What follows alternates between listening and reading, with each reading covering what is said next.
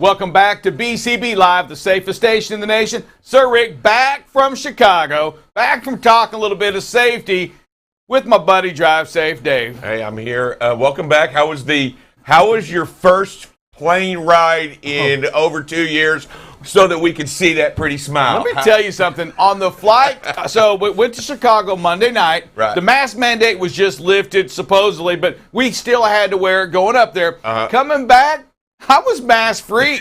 It was like a cage-free bird chicken. You know what? I felt good. I was relieved. A lot of smiles? A lot of smiles. But I'll tell you, there's still a lot of people wearing masks. Oh, yeah, I'm sure. I was surprised at how many people would still wear that mask. No, I could tell you, let me say something to this, and I'm not, there were a lot of ladies looking at me, smiling, saying, I was wondering what was underneath that mask, Sir Rick. No. And they liked what they had to see.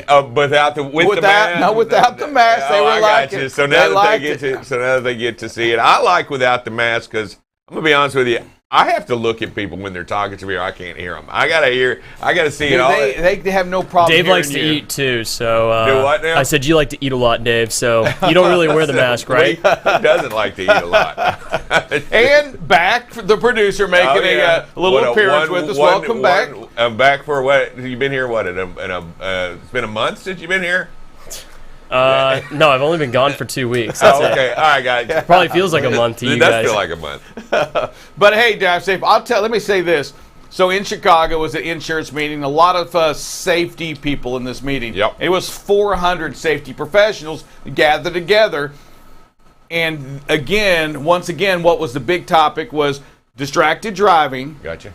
And technology used to help curb that a little bit. So those are the big things out there that we saw again. And as we talk about Distracted Driving Awareness Month, that's what we're in right now.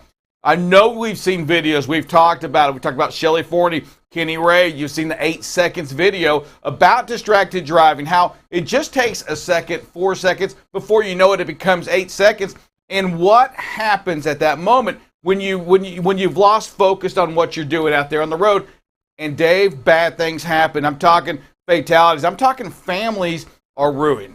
People go to jail. Right. And as you saw in the video, and we saw them yesterday, and we viewed it yesterday, and we're going to continue to talk about it because that's the month. It's Awareness Month. We're not going to ease up. We're going to continue to bring it to your attention. But the lives are changed every day. And what's sad is we talk about it and we look at those.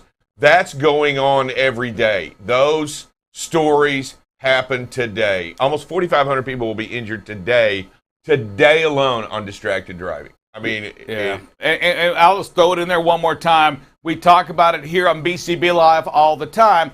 Hashtag in the street Texas. Hashtag in the street Texas. Again, every day now, since November the 19th, we have gone 21 years of a fatality on a Texas roadway for 21 years in a row, every single day for 21 plus years, Dave. Now going on 21 and a half. When will it end? When are you going to stay off your phone? When will you value the life? And not only others, Dave, you got to remember, you may be the one that gets killed. And I'm saying death. You've got to find a reason. And we spoke about that, Dave. And I tell you, I like the approach that we had because, you know what? It may be impossible to get you to stay off your phone completely. I can appreciate that. It's probably impossible right now for that to happen. But what's not impossible is for you to have the awareness that, you know what, I'm doing something I shouldn't do right now. I'm perhaps taking a chance right now. And I think once you are aware of it, you can get off that phone a little quicker. You may put that phone back down. That's what we want. We want to change the habits that we have today. I'm not saying you're ever going to not get on your phone. You shouldn't. I shouldn't, Dave. You shouldn't. I'm saying, but I want you to recognize it. What's your reason to put that daggum thing down? Yeah, and I like the ads, the campaigns, and the attention brought to something so simple as text messages. You know, we talk about that, how that is so distracting and how we do it without thinking daily on our lives and how it draws our attention. But it can truly wait. Text messages can truly wait. I mean, it all can wait. Yeah, you got to stay away from that stuff. You got to stay away from those phones. Put them away. Get them away. Throw them in a console. Get the phones away from you as far as you can if you have to. I know they go on chargers. I know you use them for GPSs. I know you use them to look at things and to find Google Maps. I know you do certain things. You say, well, I can't. But really, you can always stop. You can always pull over. You can always look at that stuff before you get there. Yeah. So, Dave, I do want to talk to you about this. It's been out forever. A lot of companies still don't use it. What are your thoughts on the driver-facing cameras? You know, we had the road-facing cameras. What about the ones that face the driver? And the reason why I'm saying that is because technology today, different than it was, say, 7-8 years ago. You know, you have the Samsaras, you have the Netrodynes, those cameras that alert you that when somebody's on the phone. Right. And it alerts you. It tells you, Dave, when you pick that phone up as a truck driver, it tells somebody, hey, he's on the phone.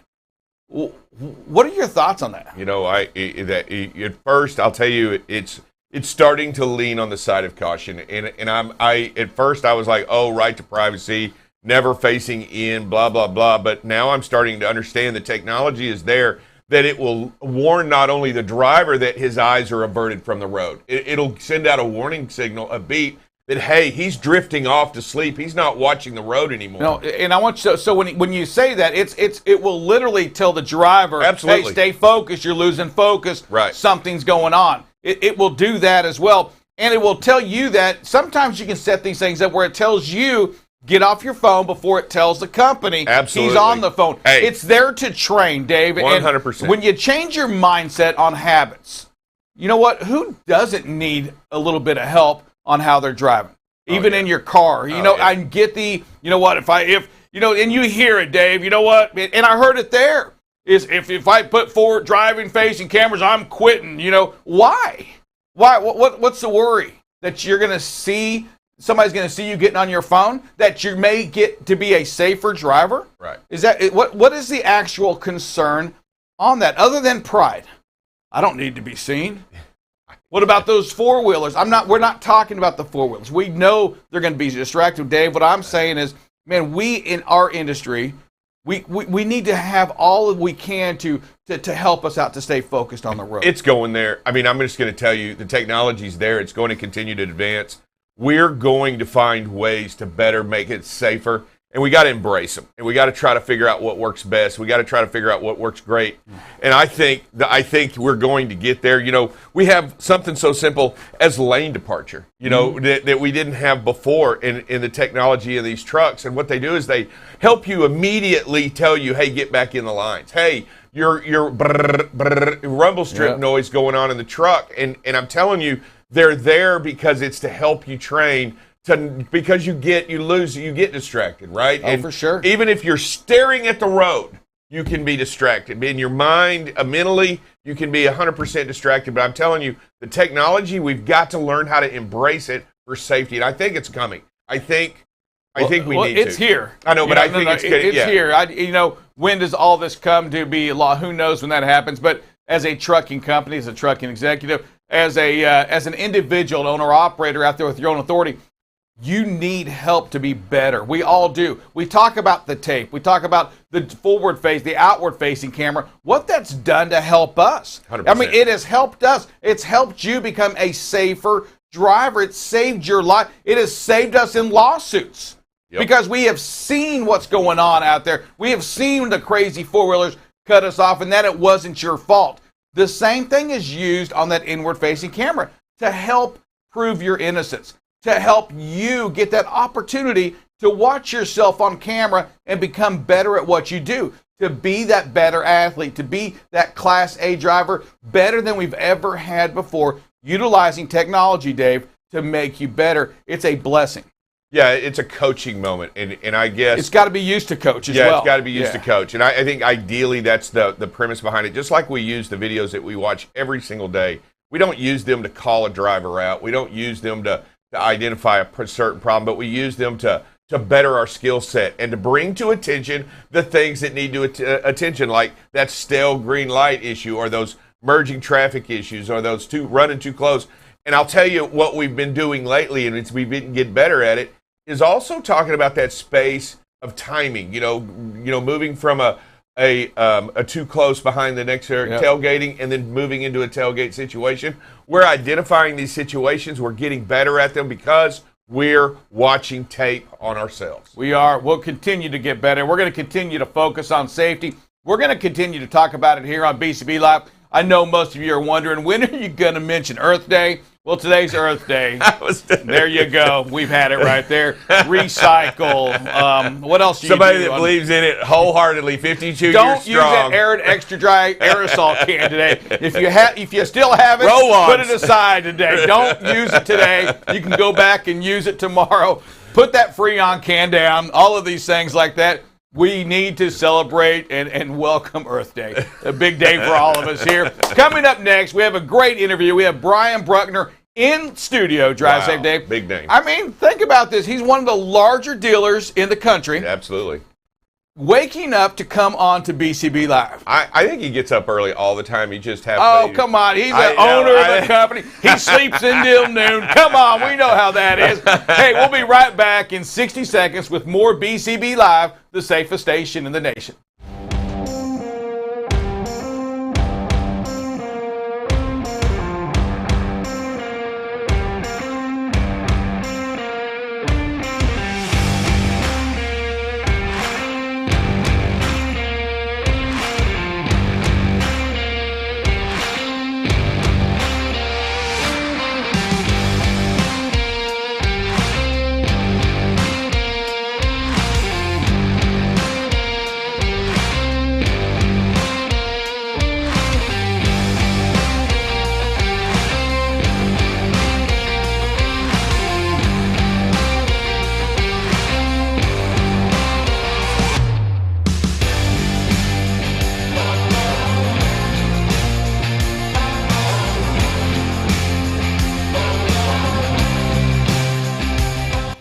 Welcome back to BCB Live, the safest station in the nation.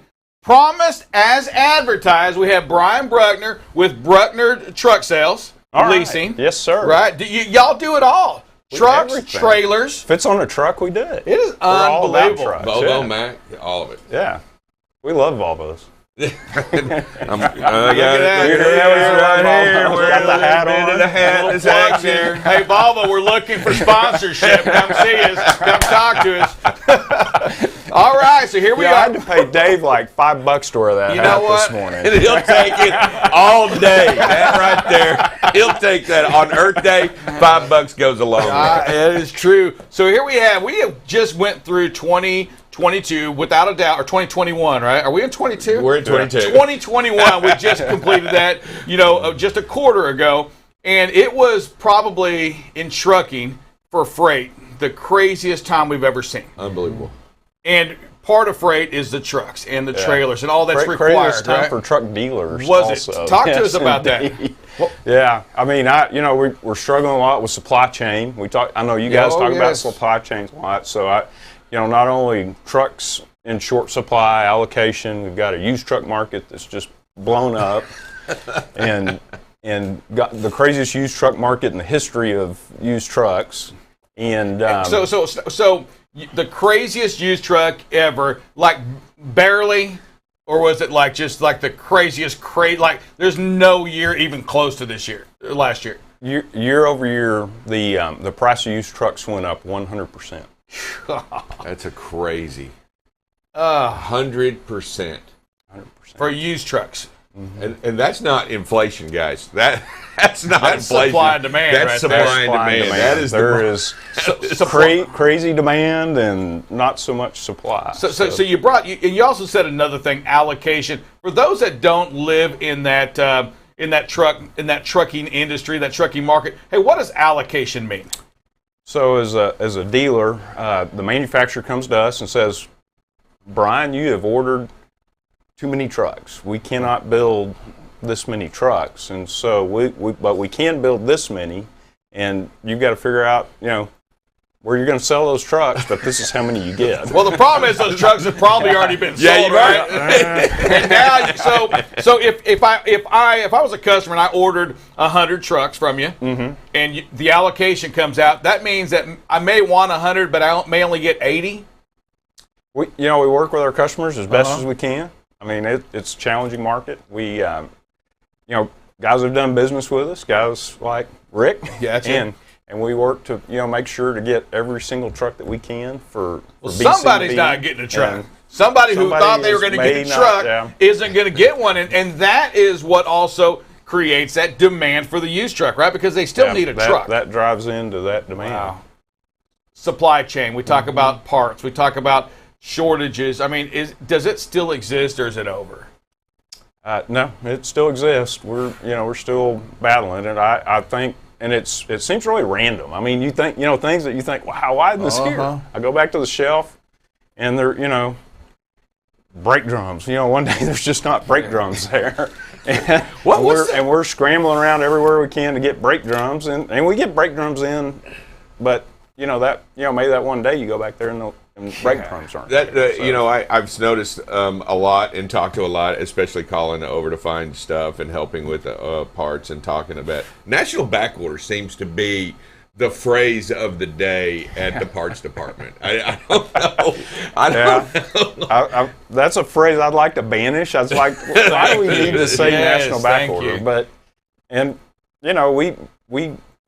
think that today as a parts man, that's the biggest part of your job is sourcing parts. So our customer calls in and immediately we type it on the computer. We say, we don't have that on the shelf. So getting on the phone and calling and trying to source those from wherever we can, make sure your trucks are running. They need to be on the road. They don't need to be parked in the shop somewhere. Absolutely. So. Tough position. And those parts.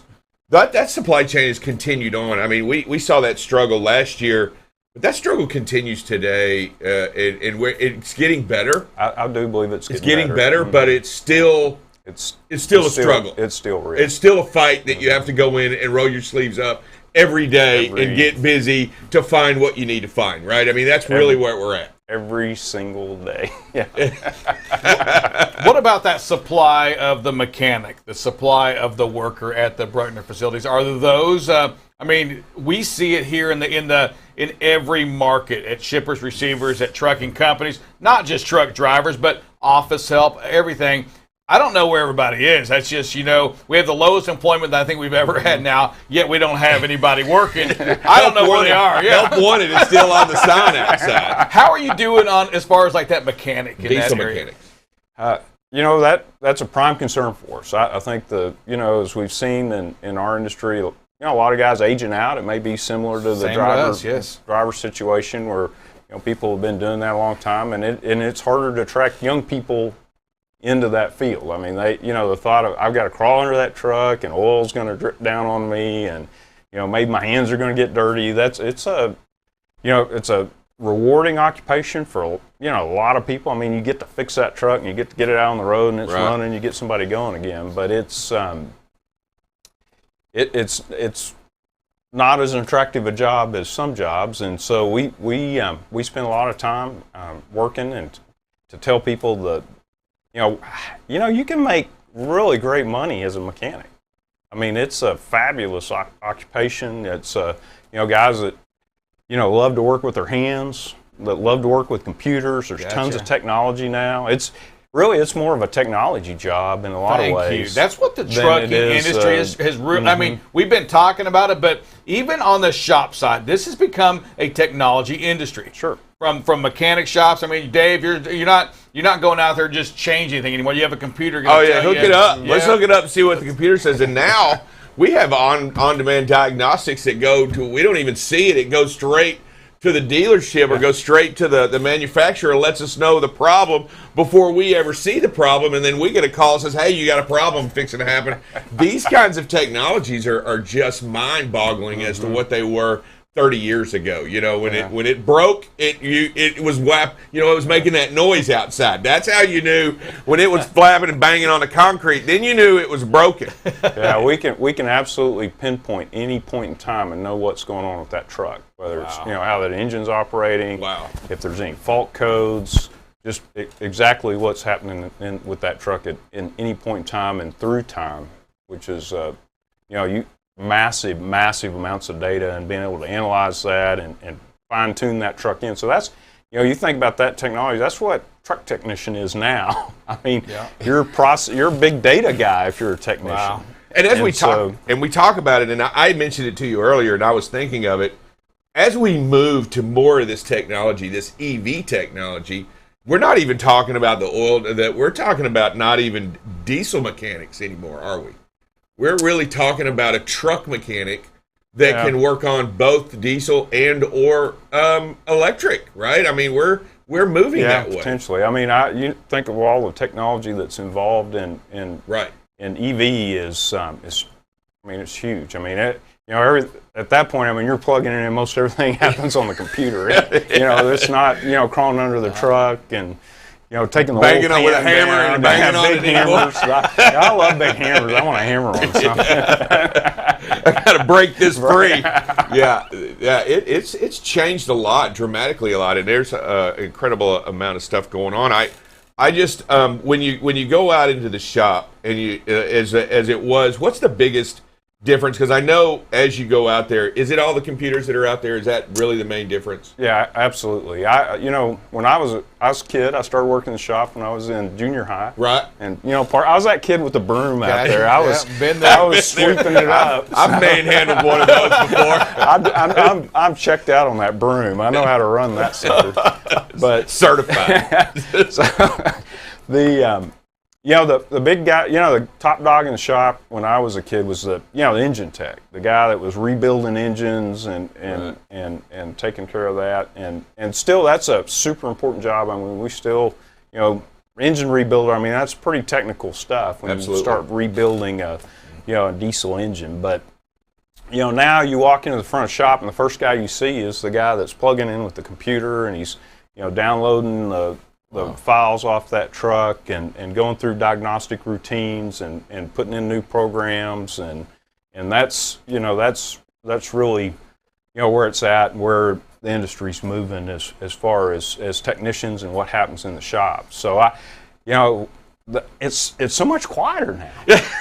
It's incredible. Are they working out there? Are they doing anything? What's going on? Are y'all working out there? You used to go out there, and like you say, I mean, guys like me with big hammers, and they're listening to knock that loose. Technology does that. So we have a brokerage office out here as well. So we'll walk out into the brokerage office, and it's the quietest thing. Like, who's talking? Is anybody calling anybody?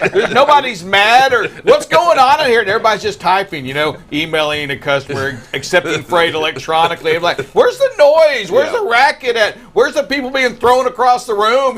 Where's the chaos at? And it doesn't exist the same way. Hey, but Brian, in our industry, we have a major shortage when it comes to the drivers. The same thing inside the office. And, we're trying to get creative. How do we bring in that 18-year-old instead of going to college? How do we get them out of high school? How do we get them interested in starting a career in the transportation industry?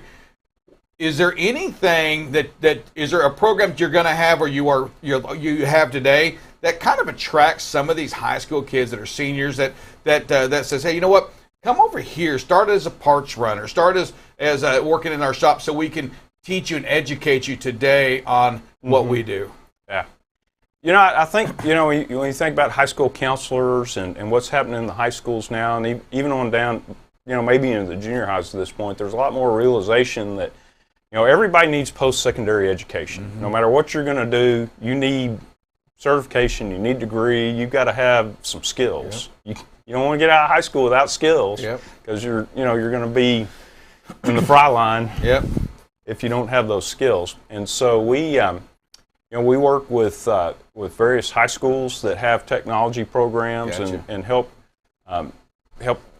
students understand what those opportunities look like, the pay scale that's available when you go into those opportunities, and it is a really lucrative business. I mean, you think about drivers and technicians and guys that maybe I'm not cut out to go to university. Exactly. I don't know that I want to sit there and just study books forever. Well, if I promise you, drivers and technicians, most of those guys make a whole lot more money than guys that sit there and have looked through books for 4 years. There's no doubt about it. And I want to bring that up because, if you're out there and if you're looking for that opportunity, let me tell you something. In, these, with Bruckner's, the transportation, there's room in here for you. And I'm not dissing college drive safe, Dave. My daughter goes to Alabama. But I'm saying this, Roll Tide, but I am saying this, is that, don't go just to go.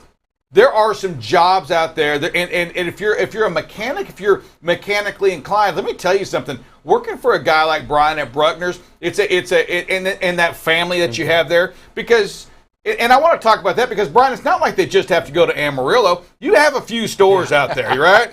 Oh yeah, man. Colorado. Who doesn't like Colorado? There you go. Arkansas is a great place.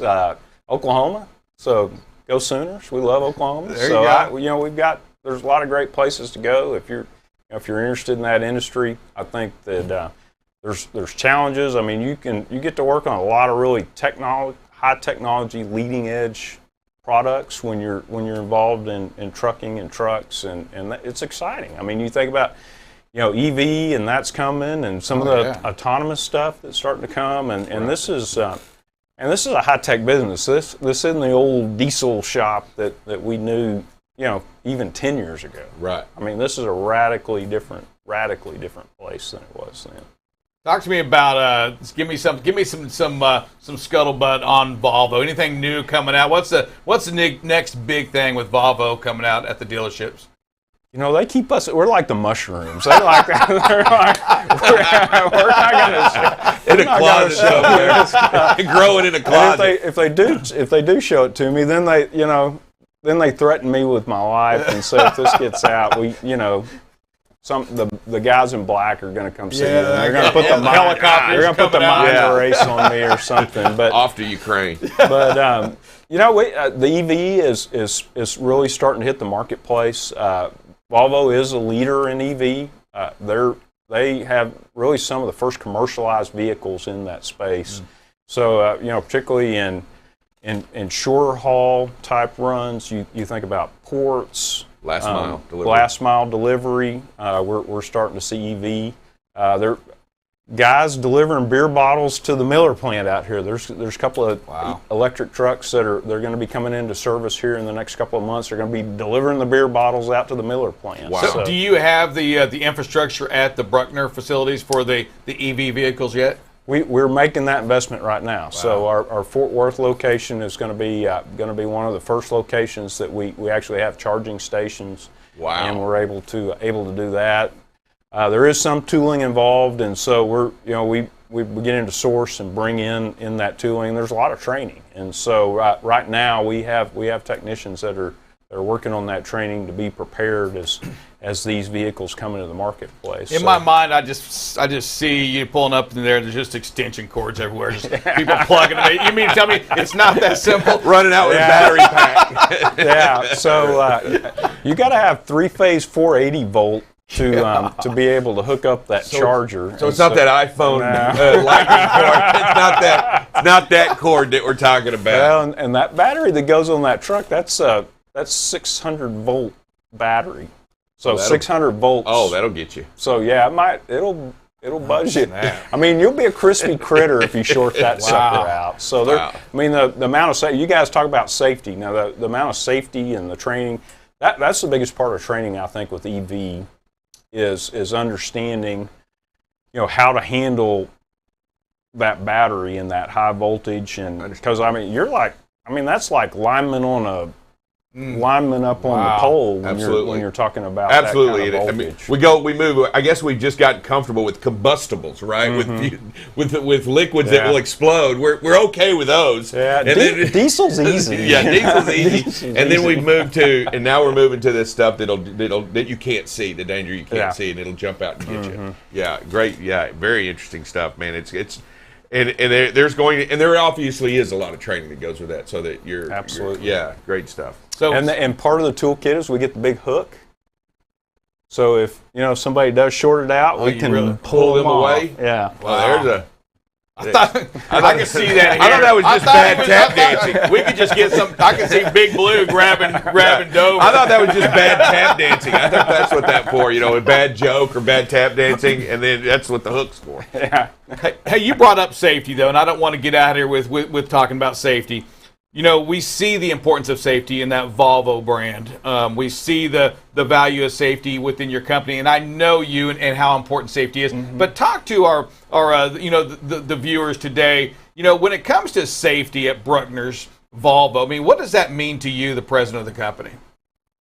Yeah, for us, it's part of our core values. I mean, we have 4 core values, and one of those core values is that we value our people in our communities. And the ultimate way that we value our people is that we have a safe place to work, that we're providing them training on safety, that we're giving them all the tools that they need to be safe in their job and what they're doing. And I think, the great thing for us is that we're associated with a company like Volvo, that safety is their, they have 3 core value statements, and one of those is safety. And they've made tremendous investments in the safety of those vehicles. And I think, for us to be able to spread that message and spread that word and have, great customer partners like BCB, where we can talk about, driving safety and vehicle safety in the shop. That's huge. I know, that Volvo truck, I mean, the safety's,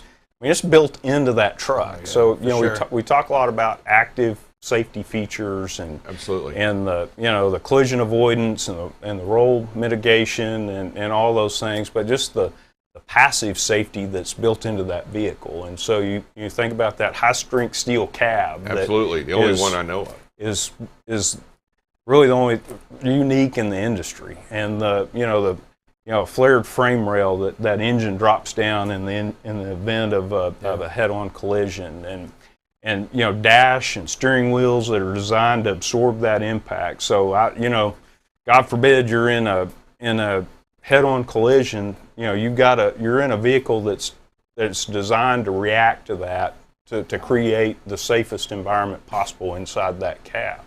So you think about being in a crash, a head-on collision, and immediately that engine drops down, the pedals, you think about pedals mounted to the floor where your feet or ankles can get trapped and broken in those pedals. Those pedals in a Volvo are suspended, and so they raise up out of the way. The dash and the steering column, they collapse to absorb that impact. Volvo is still the only truck manufacturer. This is crazy. Why would Volvo be the only truck manufacturer in the United States that an airbag is standard?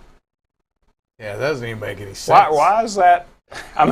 This is 2022. Yeah, I know, and I look at it, and we talk about it. I don't think I knew that, actually. Yeah, and there's so many other passive features, roped-in windshield, so you can push out the windshield if you're trapped. They've got, so the bolts will shear away from the cab that it's attached to the cab, so if necessary, the cab can break away from the frame and still have that shell. I mean, there's so many passive features built into these trucks that as you look at them, they're doing everything they can to make them better and safer for the rider every time. And I tell you, you could sit here, we could go over and how much is in that design and how many Volvos they had to crash to make those work right. Have you watched those videos? Those videos are cool, where they have those big barrels full of concrete, and they're like, wham! Smashing those trucks. Let me tell you, I've been up there to where they build the trucks at, and to watch the little things they do, and those are amazing, like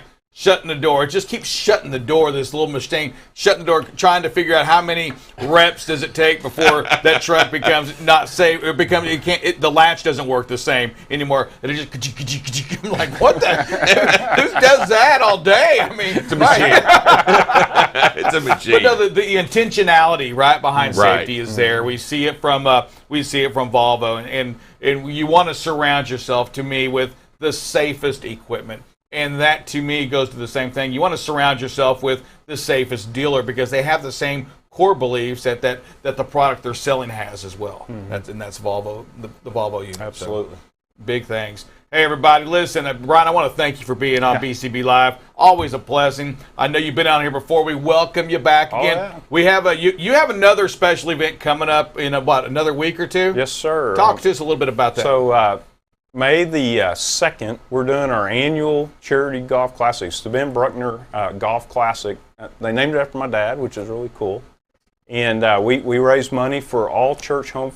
It used to be All Church Home for Children. They changed the name to All Church Children and Family Services. And then another children's organization called A Place for Grace. And so Over the years, we've raised $1.5 million for those charities, and so Great job, great, wow. So our team awesome. in Fort Worth puts that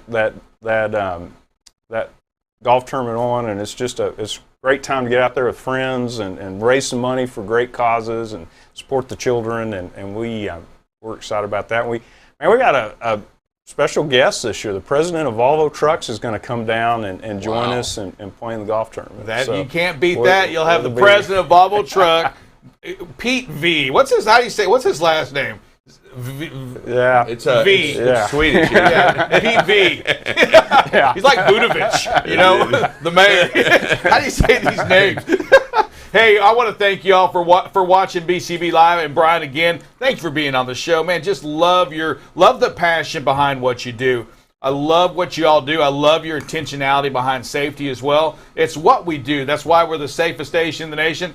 Brian, I can't let you get out of here though. You got to say, I'm gonna help you out. You're gonna say, I'm Brian Bruckner I'm with Bruckner Truck Sales, and you're watching BCB Live, the safest station in the nation. All right. I'm Brian Bruckner with Bruckner's Trucking Equipment, and you're watching BCB Live, the safest station in the nation. All right. Appreciate Thank you very much, Brian. Thank you very much, brother. Very Thanks, good. Brian. I appreciate it. That was awesome. And it's been brought to you by Utility ProWear.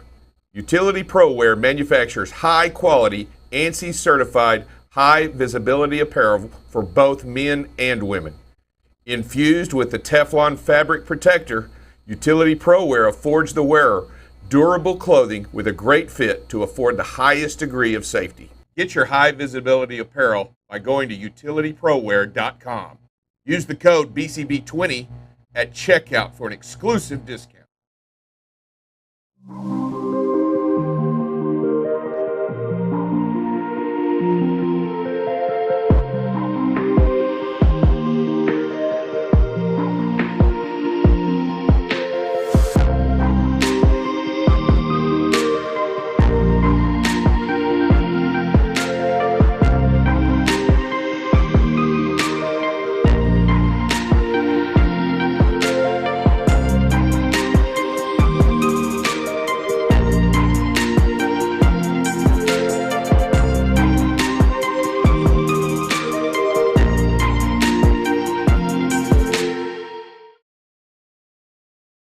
Back to BCB Live, the safest station in the nation. To get Double Check Dale here in front of the camera. We're going to talk a little bit about weather. And look, we have the weather map back up and running today.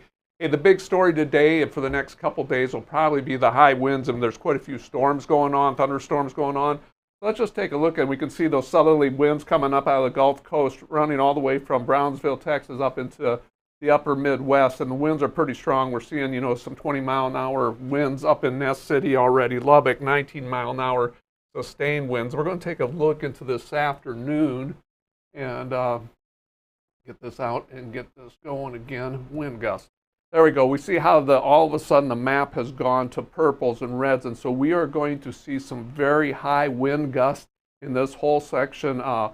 Western Texas, western Oklahoma, most of Kansas, into Nebraska, Colorado, southwest Colorado, New Mexico, going over into Arizona. Just a lot of strong winds as the afternoon goes on. And as we go into the evening hours, there are areas where the winds don't even lie down over the overnight hours, and they actually pick up through that same area.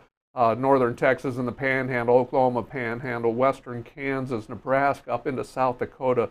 Some very strong winds in the overnight hours. And as you get back into tomorrow, the winds have actually shifted a little bit to the east, but still, tomorrow by 9 a.m., very, very strong winds through most of Oklahoma, eastern Kansas, eastern Nebraska. Now Iowa is getting part of it. And up here in the Dakotas and Wyoming and Montana, you're seeing some strong winds up there also. And part of the reason what's happening with those winds is they're going to see some precipitation with that, and we're going to see some rain and thunderstorms. Currently, right now, there's some rain and thunderstorms going on up in most of Iowa, northern Iowa. Some of those storms are very, very strong with potential for high winds, flash floods, and some tornadoes. As we kick this into the afternoon hours a little bit, where those winds were, we're starting to see some thunderstorms develop up through that area.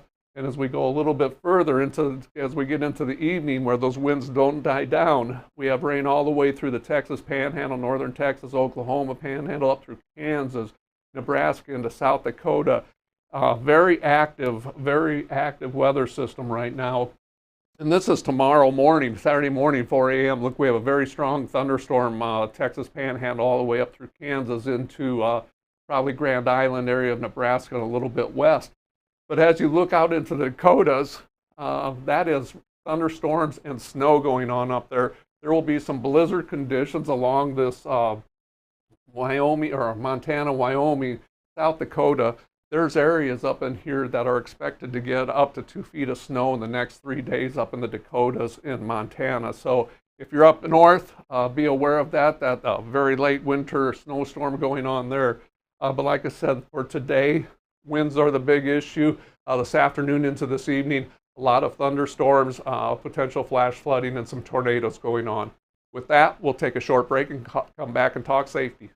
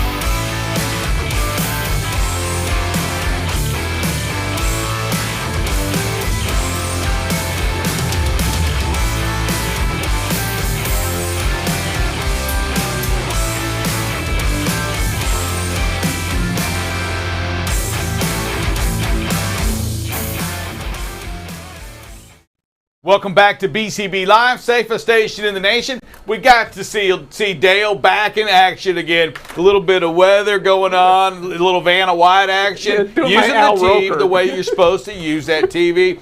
Big shout out to the producer to come in here and showing us how to power something off and repower it. Yeah, he just turned it off and turned it back on again. Yeah, reboot it. Yeah. All right, noted. So we got that part figured out now. So when in doubt, try a restart or something before giving me a call. Well, hold on a second. There are so many computers in this place. This is right. like IT. And There's it's like, buttons everywhere. And if you touch the wrong button, he comes down on you hard. There's 3 computers. There actually used to be 4. I consolidated them. That's a lot. And I think the TV itself has a small computer, and I think all of our phones in here. Okay, all right. It does have a computer in there, but it's absolutely useless, so I don't count it. It's useless. Now you tell me. I rebooted it. Let me tell you. I want you to know the thought process to win here. I followed the wire down. I was like, yeah, it's just this one here. I unplugged it from the backside. I did everything on this thing to reboot this computer drive safe, but it's the one down here on the side. In the front. Computer in there, useless. So. All right. Well, welcome back. We got it. We're glad we got that fixed. Let's jump into our safety topic. Safety topic this week has been defensive driving habits. We started up with the slow it down, increase the space. Be fully rested. Fatigue, it plays a big part in it. Be prepared to stop. We look at that at the stale green lights all the time. And today we're going to talk about yield the right of way. And that's just a great tip right there because, a lot of times the driver goes, well, I have the right of way. But, if we see something happening and you yield that right of way, you prevent anything, from happening and going further with it. And so a lot of times you just have to yield the right of way instead of taking it. Be courteous. And we saw it yesterday on some videos. When we're courteous and we do the right things, we start seeing people around us being courteous and doing the right thing, stopping at those stoplights, not crowding into an intersection. And so, just yield the right of way instead of take it. That's today's safety tip. And if you wonder what that yield sign looks like, you don't have to go very far right now. Covering the left breast is yield of drive safe day. Yield the right of way right here. That's what I do most of the time around here. Yield to the right of way. What does yield not to temptation? What does that mean? What does it mean? Yes. Sorry, you know what? It means don't do bad. You stumped it with that. Thank you. That's what I'm saying. Don't do bad things. How do you not know? Is that like not eating a cookie that I'm supposed to not eat? Yes. He's not hard to stump. You know what? He's just easy to stump the Dover. We used to everybody say, he knows so much. And a simple question: throws Right. them off every time. Hey, we got any He didn't even videos? know what a yield sign, what color it was. What color it was. Thank He didn't even know if it was, he thought they were yellow, but they're red. They're both. No, they're red. Oh, there's It is Friday, David. It is Friday. Okay. All I'm right. gonna go get the Bible book out of the signs. Okay. You should. You should have that there with you. I have it. All right, first video. You know, first one here, you know, it's being polite and being courteous, and like I said, a great one to start off with. You know, if driver sees this 18-wheeler with his turn signal on, he pauses and waits and lets him get over into that merge lane, whatever it is. You know, of course, came across 2 white lines to get there. If he would just went ahead a little bit further, you know, that would have made it even better. But the driver here, yielding the right of way, right there. Yep. Great job. And did it without a sign. Yep. Okay, you know, habits and values. You know, we're going to talk about a stale green here. You know, it says on the stale green, we see this four-wheeler do something stupid, cut off right in front of us. You know, yeah, it's frustrating as all get out, but just step back from it. By pulling up this tight behind it does no good. It just makes that four-wheeler, just makes a bad situation, aggressive driving, more aggressive. You know, they're going to do silly things. Just walk away from it. Stay away from the chaos. Don't get right up on their bumper and antagonize and make the situation worse. And if you're a four-wheeler out there and you're wondering if this was a good move, no, it's absolutely not a good move. You don't pull out in front of a truck. Do you realize that trucks can't stop like your fellow four-wheelers can? This is insane. You've got to understand what's around you. Hey, you in the four-wheeler, that's what we're talking about, the car drivers. You've got to have situational awareness. Get off your phone probably. Realize that lane there's a big truck in it. Don't cut them off. It doesn't make any sense. Driver, continue to do our part in looking out for the craziness out there on the road. And the red car picks up one space. I mean, there's one vehicle ahead of him, and instead of just waiting for that one vehicle ahead of him, has to cut off, and so he's the first one in line. I just don't get it some days. Yeah, and the driver, great job on yielding, not to temptation of getting a lot closer. Okay, here we go. You know, we know four-wheeler's going to do some, or this one here, we got to do the patience thing. We're watching this. The guy's going to make a right-hand turn here. You know, if we'd have just slowed down a little bit, we wouldn't have crossed the lanes, you know, went across and passed on a double yellow. I mean, we broke the law there with a little bit of patience. We just have to wait for that four-wheeler, complete the turn, and we go on our way. We do it safely without breaking any laws, and everybody's better for it. Yeah, and get the glass chip fixed. Like a bug. You know, we're just too close. We are too close. It's just too close right here. We got to have that patience. You know, we got to back off. And you guys talked about it a little bit earlier, and then we make that quick lane change. And so it's, you know, things to work on. Speed and space right here. We got to slow it down. We got to increase the space. All right, I want you guys to keep going on this because you know what? The only way I'm going to pass this without losing any speed is to continue to do what I'm doing. Get as close to the car and then kind of draft over. Look how much time I've saved. What are your thoughts to that? You saved nothing. He saved nothing. You know, and at the end of the video, I think it looks like these lanes may be a little precipitation going on. So we've got another thing entering into it. You know, if the roads are compromised with, you know, precipitation starting and being wet, you know, we don't have quite the same control as we do on dry roads. And so we've thrown another thing into the mix. We've saved nothing here. You know, we just back off and let them get past and then go over. We're all the better, and it's a lot safer.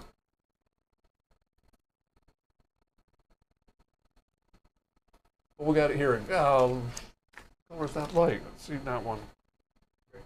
It's the next one coming up. We made the first one through the green light, and now we're going to go through this one here as yellow. We should have stopped. We had a couple seconds to stop there. You know, we were gaining speed again. You know, we just have to be prepared for that stale green light.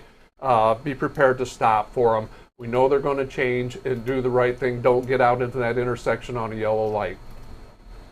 Ugh, yeah, I mean, plenty of time to stop, but you got to stop. Yeah. Yeah, I mean, stop means stop. Yellow means stop. It doesn't mean go. Doesn't mean speed up. And actually, that's what the driver does here is once he sees it, he actually starts picking up speed instead of trying to get stopped for it. So we just got to do the right thing on that. All right, a little merge action going on here, and we're going through. We have that. I remember seeing this light here, and then we got another red light up ahead. Yeah.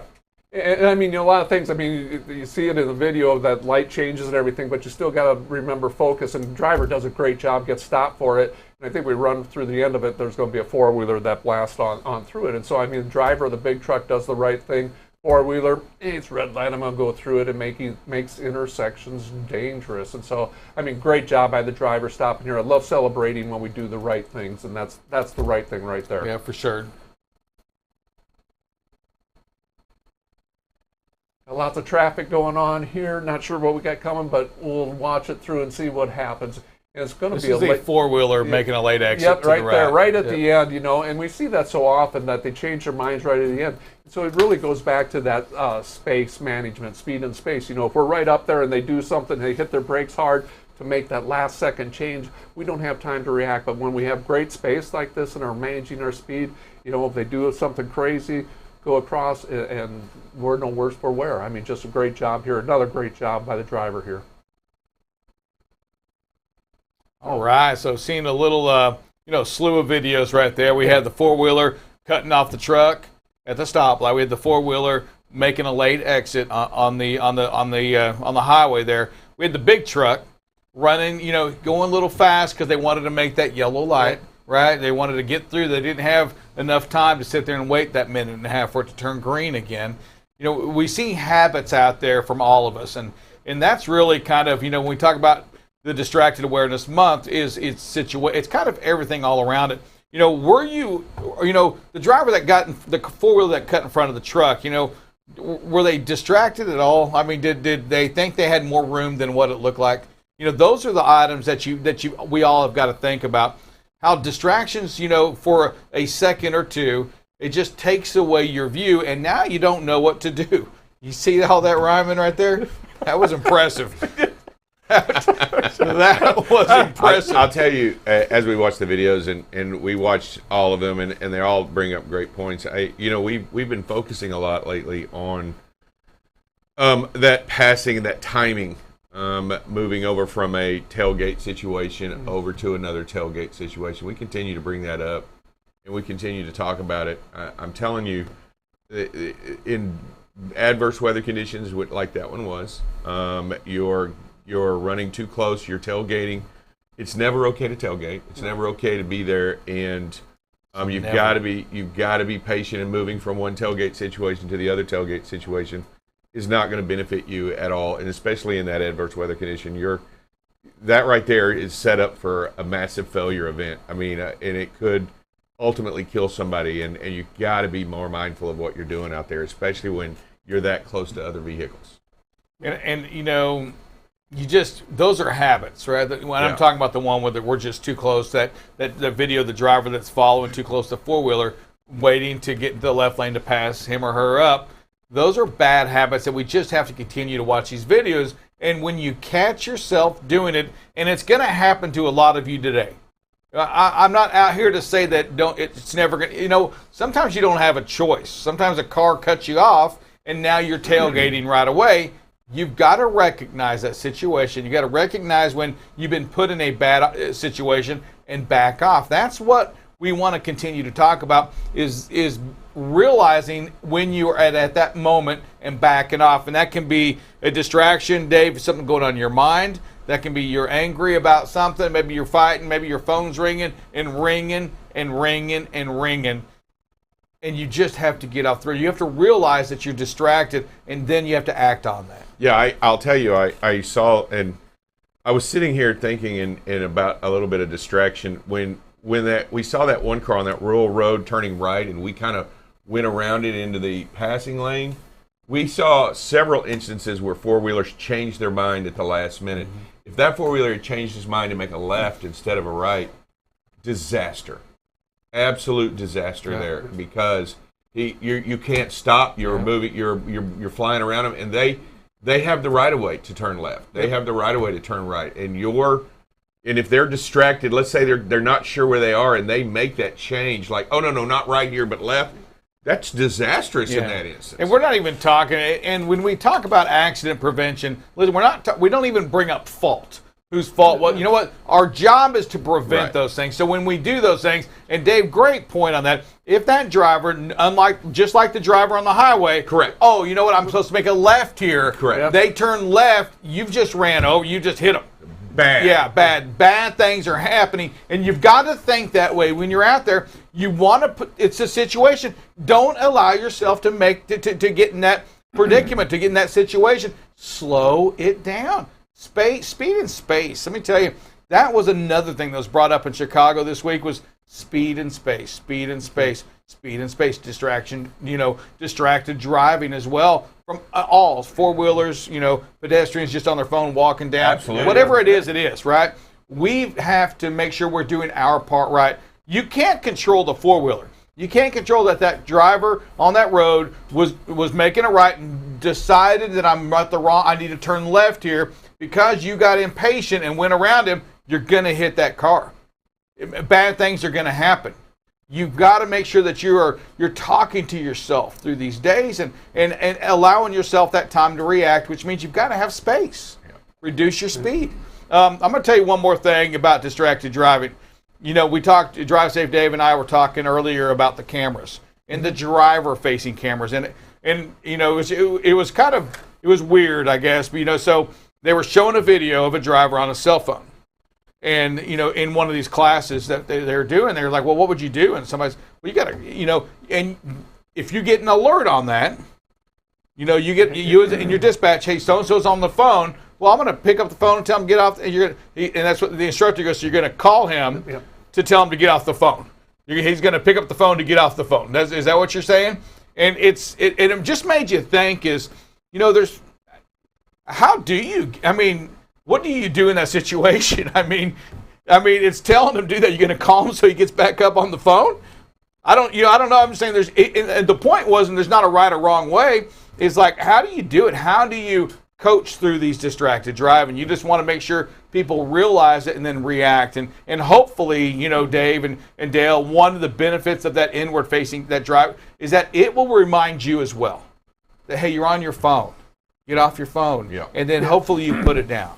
Yeah. And having your cell phone while driving, holding your cell phone while driving and talking on the phone, that is, not only is it against the law, but it is so dangerous. I mean, you just can't. Now you're taking away from your ability to be mechanical, cognitive, and everything. I mean, you're taking away everything. Hearing sense. Everybody, listen. As we got another week, we're going to keep talking, and we'll probably push it out for the rest of the year. Distracted driving. Absolutely, it's a big thing right now. We've got to continue to work on this. Understand it. You in the dispatch offices, you as a four-wheeler, you in anything, shippers, receivers. You've got to realize that distractions aren't just that cell phone. It's the attitude you let that driver leave your facility with. We talk about it. I just want to remind everybody that distracted driving is the leading cause of killer in teenagers in the United States. It's not suicide. It's not drinking and driving. It's not anything. It is distracted driving on all parties, whether it be the teenagers themselves or somebody else involved while distracting. But it is the leading cause of young people in the United States today. Our dear Heavenly Father, we thank you for this day. We ask that you be with all of us to remind us when we're on that phone, to remind us when we're being distracted, to put that phone away. We ask you to be with us, to be with the leaders of the world. Help us make it where we're going to safe and allow somebody else to make it home to their family safe as well. We thank you for sending your son, and we thank you for all that you do. It's in your son's name we pray. Amen. BCB Live, it's Friday. Hey, we're going to see you again on Monday. Don't be scared. We'll be there bright and early Monday morning. Until then, have a great weekend and make today, tomorrow, Sunday. Make this Friday all the way through the weekend the safest you've ever made it before. BCB Live, the safest station in the nation. Bye, everybody.